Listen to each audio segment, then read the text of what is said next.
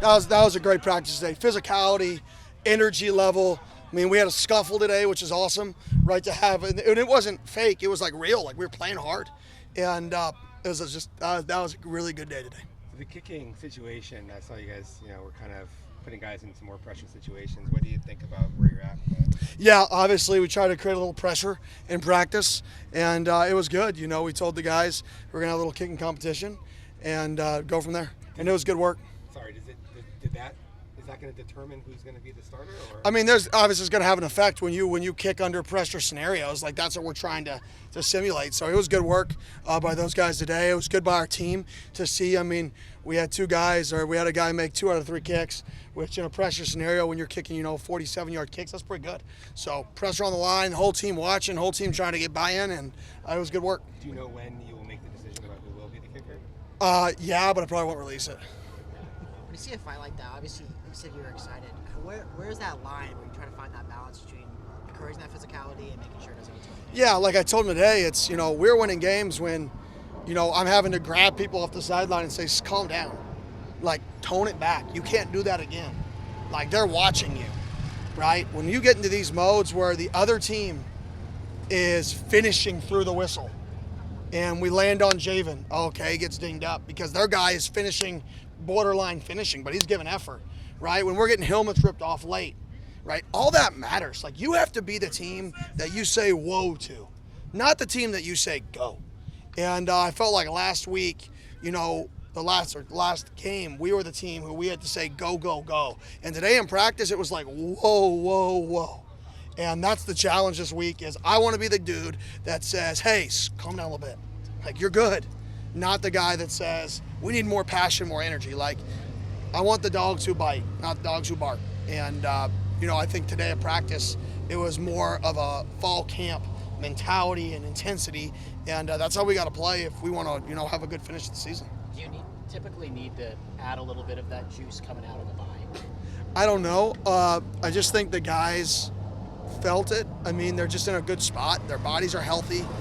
For the most part, we're in a good space physically, and I think our guys are competitive and they want to go avenge a loss, and they know we're a homecoming game and they know we're on the road. We got a lot of things against us in the football game, and we have to go, play one play at a time to the maximum intensity level that we can possibly play. Kenny, to what extent, if any, does an adverse game day weather forecast impact your game planning and that sort of thing, particularly on offense? Yeah. Obviously, if it's horrible weather, you can't throw the ball as much, right? Everybody knows that piece of it. It affects your kicking game as much in terms of fielding punts. They've got a really good punt team. I mean, they have 2 punters who punt. One guy averages 49 yards a punt. The other guy's over 40. So 2 really good punters, and they punt both ways, whereas the reciprocal, they're a 2-returner punt team.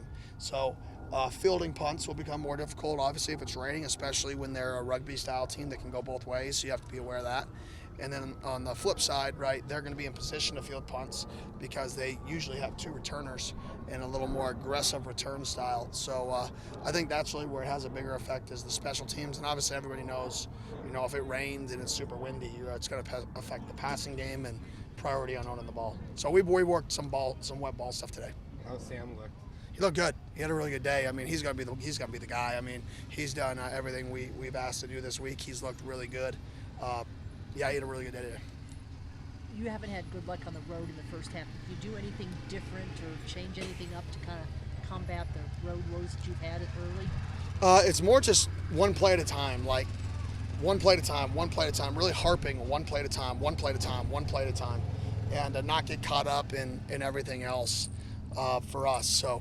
We've really just been focusing on that. We focused on that in the last half of the Cincinnati game. I think our guys responded really well. So I think that's really what we're just trying to double down on the road is like one play at a time. Whatever happens, go to the next play, and that's all that matters. And repeat and repeat, repeat. Be very blinded by what the next play is. And hopefully we go out there and we play better in the first half. Because really, I said it the other day, we've had really 2 quarters of bad football, like where we're clearly the not as good team this season. Like other quarters, it's been back and forth, but there's only been really 2 quarters, roughly, from the 7 to 7 minute mark, 6 minute mark of 2 first quarters, second quarters that have been like, what just happened, right? And we got we got to improve on that, and one play at a time. You talked about on Monday that you're trying to help Sam defend himself from his competitiveness, kind of like in a double entendre there. What have you seen kind of in this last week and a half that makes you confident that after what he's been through in the rehab, that he's going to be fully ready to go Saturday? Yeah, that was a great word. What was that? Double entendre? What? Double entendre? Yeah, that's great. That's good stuff right there.